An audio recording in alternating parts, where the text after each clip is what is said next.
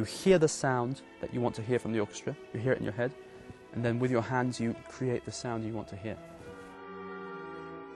The thing about conducting is that there are no sort of boundaries, no limits of what you can achieve musically. For me, it's about the non-purely musical side of conducting is about bringing people into music, people from all around, you know, different communities, different ages, young people, because there are always all these articles about concert halls having only grey hair, you know. Certainly I can remember at the age of 4 saying to my teacher at school, at primary school, saying, I'm going to be a conductor. I didn't really know what that meant, but it turned out to be right. One of my great memories is my first Götterdämmerung. I was there in the Royal Opera House. It was Götterdämmerung and approaching Siegfried Struenwell music, and then suddenly this trumpet calls out, ta ta ta ta ta ta ta, boom boom, and I just had electrical shivers all over my body. I thought, blimey.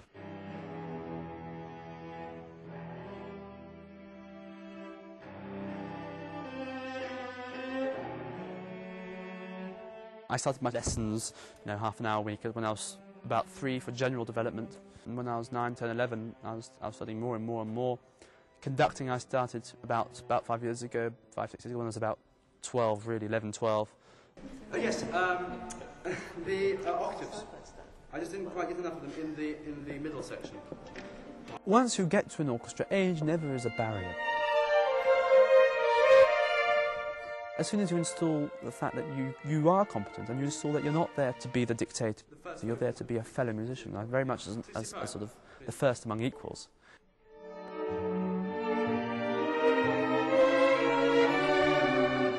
I really have no sort of ritual before I go on stage, I'm afraid. It might not be very romantic.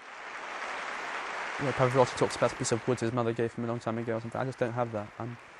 I'm very, very calm, and I suppose that comes from knowledge that I know the score and I know what I'm doing. It's Sibelius and it's Gorky Kochtals, the scene with the cranes. One of my favourite pieces of music ever.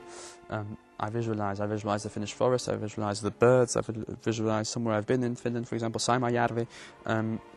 Or, you know, if it's a romantic piece of music, you visualise an emotion, because of course only a part of music is about describing something. Most music, and rightly, is usually a combination of landscape and human love or pain or something like that. So you visualise all these things together. I've been offered this job at the Seattle Symphony Orchestra, and they're all very, very, very positive about it. I do feel like I'm the leg of this sort of great Western adventure.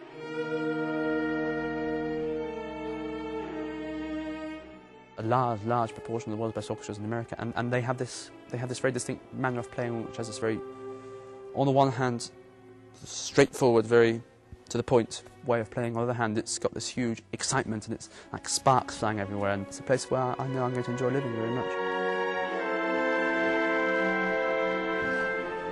And of course, it's amazing to have this sound under your hands. It's like an air cushion.